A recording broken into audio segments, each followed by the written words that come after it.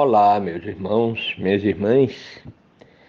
Um tema que normalmente nós fazemos referência, vez ou outra nós trazemos assim para tocar no assunto, porque vemos as discussões e a apresentação de teorias que se baseiam normalmente também na unicidade da existência. E nós já falamos que dificilmente não, impossível, nós explicarmos e procurarmos realmente compreender, entender os fenômenos que regem a vida, que apresentam-se como situações paradoxais, como se Deus estivesse contrariando aquilo que nós entendemos a respeito dele, o amor, a misericórdia, a justiça, nós jamais entenderíamos tudo isso se não tivéssemos conhecimento a respeito da pluralidade das existências.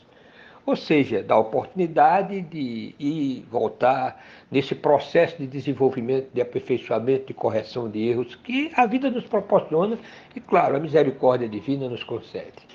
Então nós vemos, por exemplo, a diferença das riquezas. É uma das coisas que mais incomoda.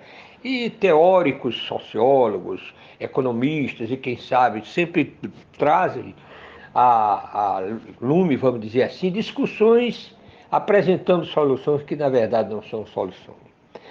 Vemos até mesmo a teoria da conspiração, de que existem aqueles que planejam até diminuir a população do globo para poder realmente evitar que chegue a um ponto de estagnação, de complicação. Muita gente e as coisas começaram a complicar, a fome aumenta, coisas desse tipo.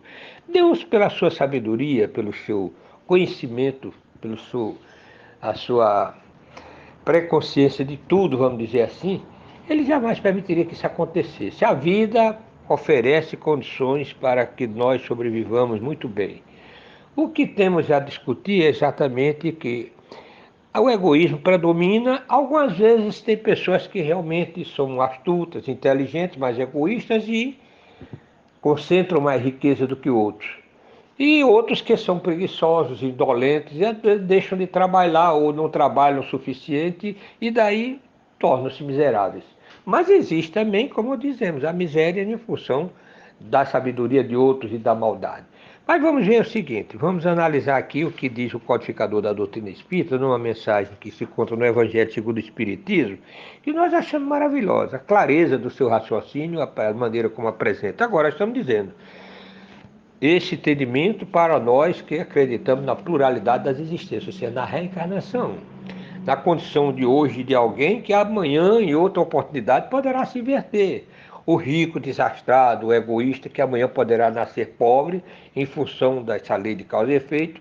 E então vem não por maldade e castigo de Deus, mas por necessidade de aprendizado.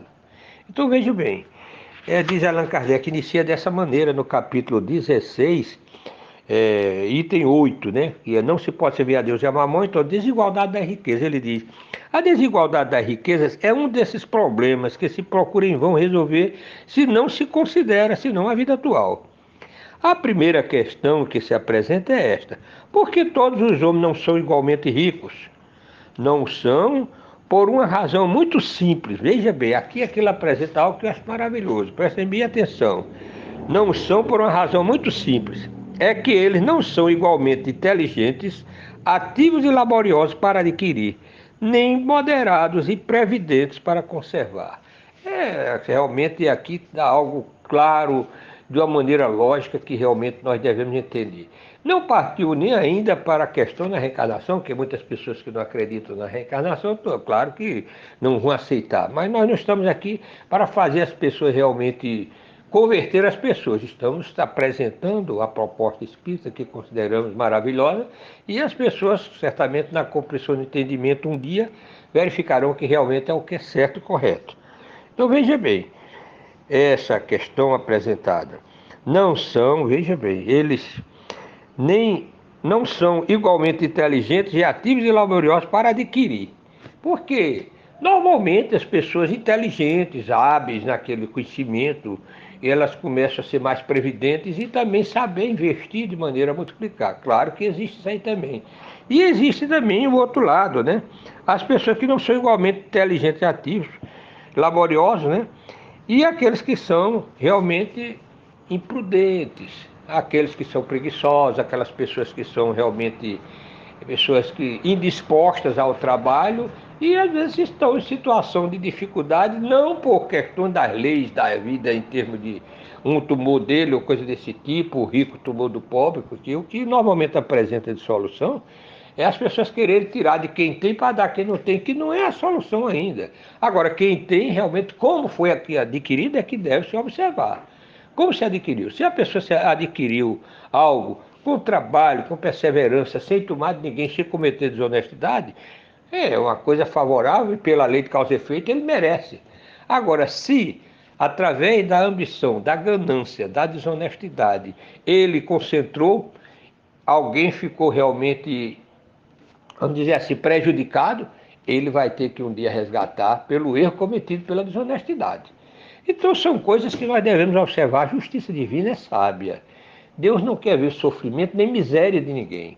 O grande problema do mundo, que não vai se corrigir, para que realmente torne todo mundo igual em termos de riqueza, todo mundo esteja no mesmo nível, é exatamente isso.